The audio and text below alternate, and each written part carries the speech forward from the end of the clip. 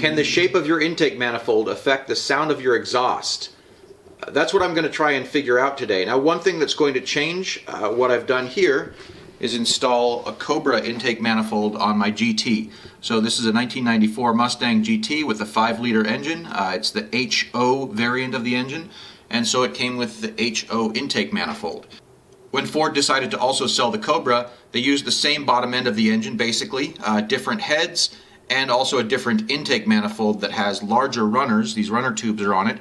The runner tubes also are a little bit longer. They, I think, maintain probably about the same tuning because they're just a larger diameter in addition to being longer, so their net tuning acoustically is the same, or pretty close. This is a taller intake manifold, and because it's taller, they're able to make the runners a little bit more straight. So it comes in through this curved neck, goes right down the middle into this kind of balancing chamber here, and then is able to go down each of those runners into matched holes, which then go off to each of the individual cylinders inside the engine. And what's interesting about this is not simply that it's larger diameter and therefore presumably able to get more air into the engine, but look at this. Well, we'll just have to live with my camera strap doing what it does. So this is the old intake manifold with a little bolt sticking out of it here just to make it easier to carry around. And what you'll notice here is this big kind of scooped out area. This is where the distributor lives, because this is an older engine that still used a distributor. And this is where the water outlet is, where the thermostat lives. So water leaves the heads while it's hot, goes through the thermostat and out to the, to the heater core and also out to the radiator to cool off. But what you'll notice with these is it's got these little embossed runners here, and inside these runners, that's where the air would enter the cylinder. So you see there's 4 on this side, and of course there's 4 on the other side for an 8-cylinder engine. But what you'll notice here is this one's pretty straight, this one's pretty straight. In fact, you may even almost be able to see light through it, kind of. Yeah, you can kind of see a little bit straight through there.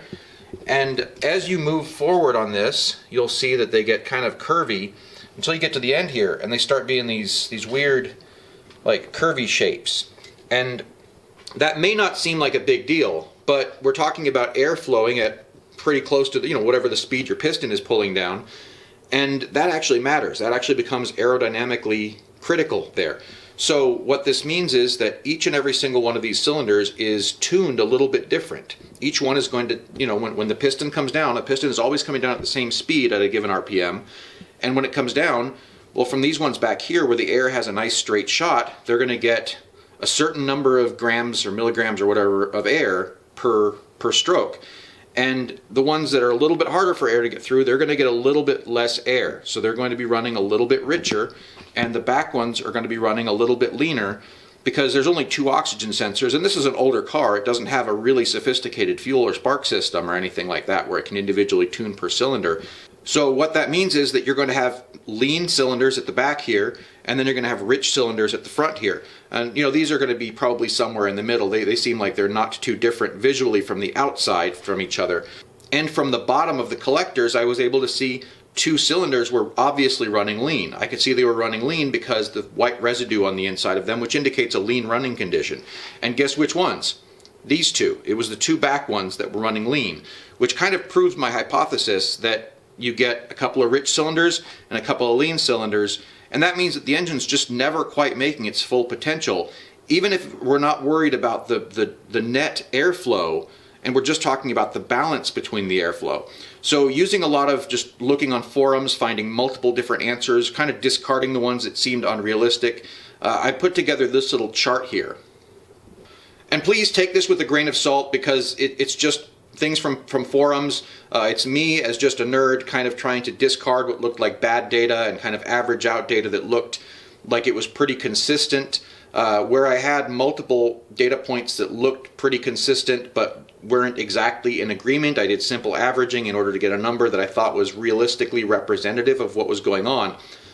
But here is a comparison of the per port intake flow for the stock HO manifold, which we're looking at here, as well as the GT40 intake manifold, which was on it was the Ford racing product aftermarket manifold you could buy during the 1990s, no longer available, but some people still have them on the used market.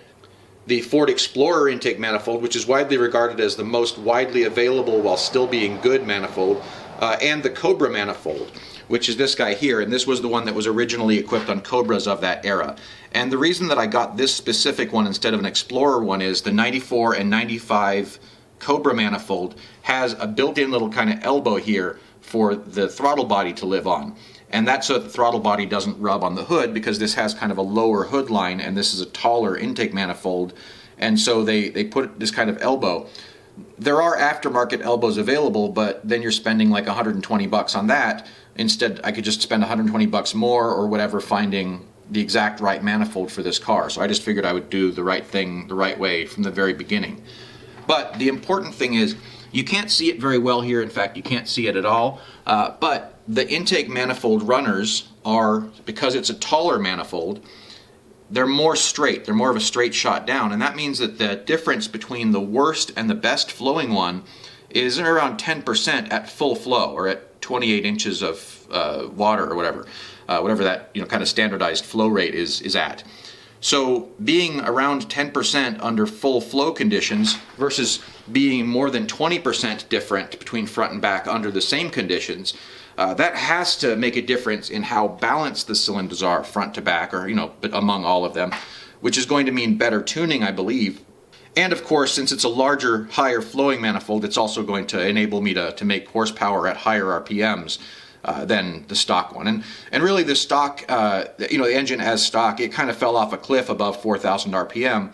And now that I've done this swap, I haven't driven it a whole lot, but it does feel like it pulls consistently up above 5,000, and that's not too bad. Haven't had it on a dyno, obviously. I literally just got this thing running a couple nights ago, and so I've only had a chance to drive it around on the streets a little bit.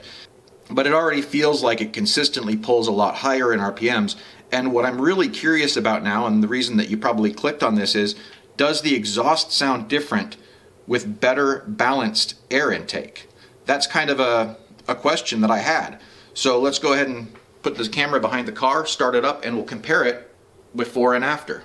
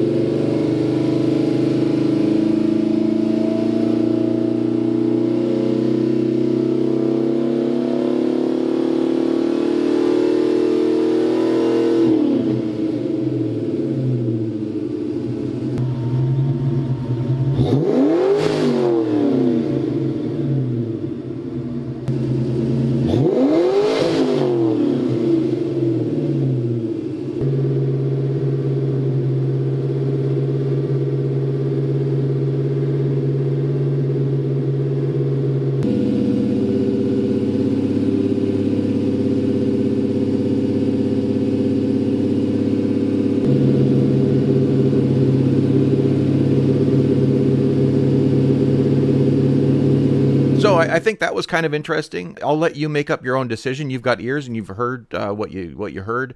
Which one you like or don't like better. If you don't think it made a difference at all, that's like I said, you heard what you heard.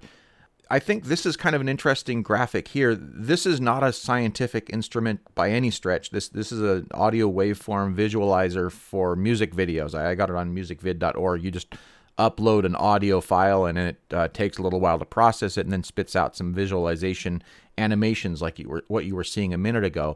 And this is a freeze frame from both engines, or both configurations of the same engine with the same exhaust. Just the only difference is the difference intake manifold on them. And the top one here is the Cobra, and the bottom one is the stock HO manifold. And this is running at 3,000 RPM. So you can see that on the Cobra one on top there, it seems to have a very different distribution of peaks, and that low frequency, I'm assuming it's low frequency on the left side there, that huge low frequency peak is just simply not present. There's just a couple of little, sets of pulses that are occurring there. And also the kind of periodicity of those waveforms all the way up the frequency band just seem to be not distributed at all the same way. Now visually, I think that the stock HO one kind of looks more interesting, in terms of the waveform, because you've got these nice ordered peaks there. But I don't know if that actually represents an improvement in sound, and that may actually be the difference in intake flow efficiency being represented, graphically in those periods there. So I thought that was kind of interesting to look at. And then we'll do a freeze frame also over at 5,000 RPM. And so this is at the top of a slow rev to 5,000 RPM, and both of these are right around 5,000. I didn't sit there holding the engine for a long period of time at that RPM because I just don't think it's good for it. But this was, for a brief moment. You can see that the bands are staying linear here. It wasn't in the middle of a rev. This was when it was holding steady at just about 5,000 RPM.